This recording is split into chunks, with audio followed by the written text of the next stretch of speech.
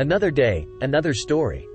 Even if there had been nothing else unusual about the Breton nobleman Gilles de Rais, 1404–40, his outstanding career as a soldier in the 100 Years' War and as a comrade in arms of Joan of Arc would have been enough to guarantee his place in history.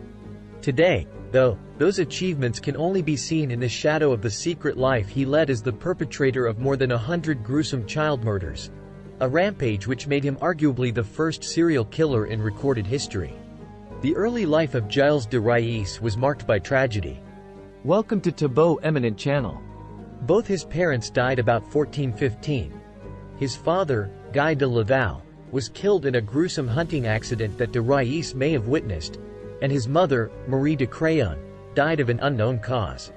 He was raised by his maternal grandfather, Jean de Craon. As a young man, de Rais seems to have been impetuous and hot-headed, characteristics that translated well to the battlefield, where he was by all accounts a skilled and fearless fighter. When Joan of Arc appeared on the scene in 1429, he was assigned by the Dauphin, later Charles VII, to watch over her in battle. The two fought together in some of the major battles of her short career, including the lifting of the Siege of Orléans. In 1429 he was appointed to the position of Marshal of France, France's highest military distinction. His military career began to wind down with the death of Joan of Arc in 1431, and he spent more time at his estate, which was among the richest in western France. De Rais spent his fortune recklessly, paying enormous sums for decorations, servants, and a large military retinue and commissioning music and works of literature. His sale of family lands to finance his extravagant lifestyle sparked a bitter fight with other members of his family, especially Jean de Craon, who pointedly left his sword and armor to Giles's younger brother René when he died in 1432. In later years de Rais seems to have been increasingly concerned with religion and his own salvation. In 1433 he financed the construction of a chapel, for the bliss of his soul, which he called the Chapel of the Holy Innocents and which was staffed, horrifyingly, in light of de Rais's crimes, with a boys' choir selected by de Rais himself. He also investigated the occult as a means to save his rapidly collapsing finances, employing a succession of alchemists and sorcerers. Meanwhile, rumors had begun to circulate. Children had gone missing in the areas around de Rais's castles, and many of the disappearances seemed to be connected to the activities of de Rais and his servants.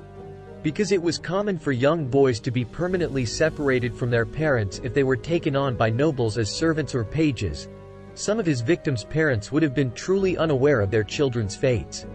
In other areas, though, de Rais's murderous predilections may have become something of an open secret. It came out during his trial, for instance, that witnesses had seen his servants disposing of the bodies of dozens of children at one of his castles in 1437. But the families of the victims were restrained by fear and low social status from taking action against him. De Rais wasn't arrested until September 1440, when he kidnapped a priest after a dispute that was unrelated to the murders. He was then tried concurrently in ecclesiastical and civil court for a range of offenses including heresy, sodomy, and the murder of more than 100 children. Under threat of torture, de Rais confessed to the charges and described ritualistically torturing dozens of children kidnapped by his servants over a period lasting nearly a decade. He was sentenced to death by simultaneous burning and hanging, and the punishment was carried out in Nantes on October 26, 1440. De Rais had been contrite and composed in the face of execution. This, bizarrely, brought him posthumous acclaim as a model of Christian penitence. A 3-day fast was even observed after his death. In one last nauseous irony, a tradition emerged in which parents around Nantes commemorated the anniversary of de Rais's execution by whipping their children, perhaps to impress upon them the gravity of the sins for which he had repented. This practice is believed to have survived for more than a century after his death. In modern times, revisionists have questioned whether or not de Rais was truly guilty of the crimes for which he was executed, noting that his confession was extracted using the threat of torture.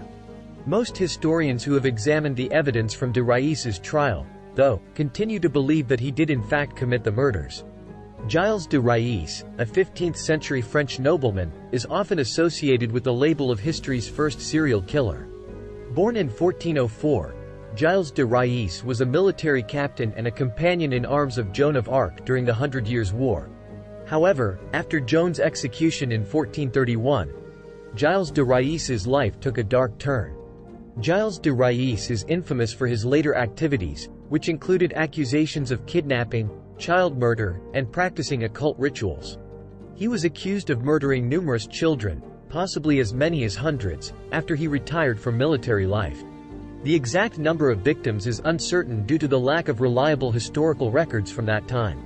In 1440, Gilles de Rais was arrested and eventually tried for his crimes. The trial documented horrific details of child torture, sexual abuse, and murder. Gilles de Rais was convicted and executed in 1440. It's important to note that historical accounts from this period can be unreliable, and separating fact from fiction is challenging. Some historians argue that Gilles de Rais's crimes may have been exaggerated or politically motivated due to his falling out of favor with the church and political authorities. While Gilles de Rais is often labeled as a serial killer in popular culture, the concept of a serial killer as we understand it today didn't exist during his time. The term and the understanding of serial killers developed much later, in the 20th century. Therefore, while Gilles de Rais exhibited behavior that would be considered serial killer-like today, the historical context should be taken into account when discussing his actions. Post-war trauma, the 100 Years' War, in which Gilles de Rais fought alongside Joan of Arc, was a brutal and prolonged conflict. The horrors of war, including witnessing death and destruction on a massive scale, could have left lasting psychological scars. Some historians speculate that the trauma of war played a role in Gilles de Rais's later actions. Loss of purpose. After the war and Joan of Arc's execution, Gilles de Rais found himself without a clear sense of purpose. The emotional toll of losing a close companion and the shifting political landscape may have left him disillusioned and adrift. In search of meaning, he delved into alchemy, the occult, and dark practices. Isolation and desperation. As Gilles de Rais faced financial ruin and social isolation, he may have become increasingly desperate. His wealth dwindled, and his once respected position eroded. This desperation could have driven him to seek supernatural solutions to his problems, leading him down a path that culminated in the heinous crimes for which he is infamous. Cultural and religious influences. The medieval worldview was deeply influenced by religious beliefs and superstitions. The fear of heresy and association with the devil was pervasive. Gilles de Rais's interest in alchemy and occult practices likely fueled suspicions about his moral character, especially in a society that was quick to attribute misfortune to supernatural causes. Devotion to the arts. Gilles de Rais was a notable patron of the arts, supporting poets, musicians, and scholars. This dual identity, as both a refined patron of culture and a perpetrator of horrific crimes, adds a layer of complexity to his character.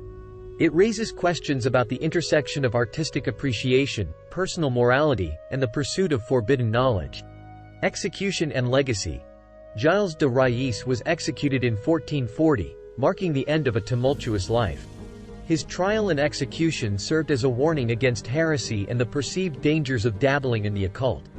Despite the passing centuries, his story continues to be a subject of fascination, moral inquiry, and artistic exploration.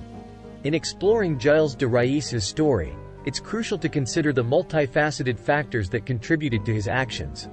The historical context, including the aftermath of war, societal norms, and the influence of religious beliefs, adds depth to the understanding of this enigmatic and infamous figure. Cultural impact. The shocking nature of Gilles de Rais's crimes and his association with the occult contributed to his enduring infamy.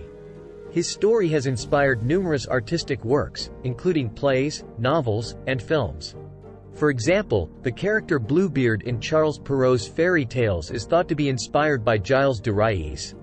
Literary interpretations. Gilles de Rais's life and crimes have been explored in literature, with authors providing their own interpretations of his character.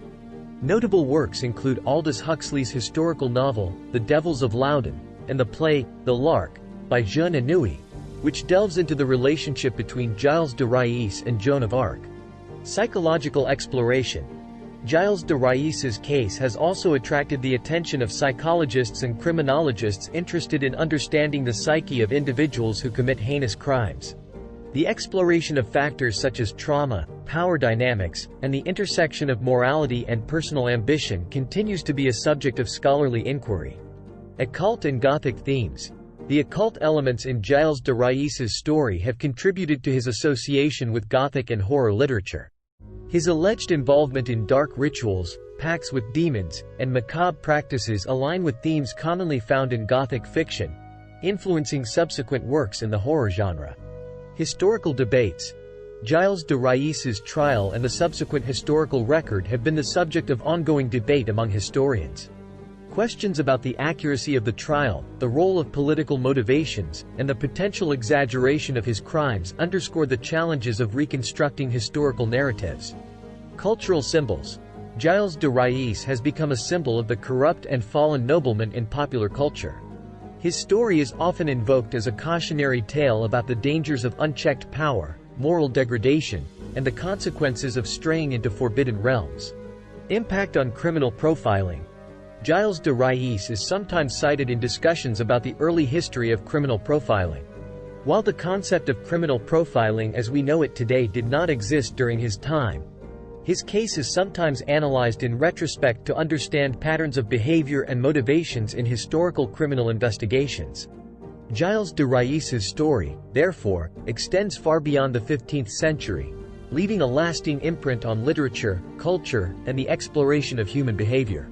The complexity of his character and the moral questions surrounding his actions continue to captivate and disturb audiences across different mediums. Thanks for watching. Request you to subscribe the channel.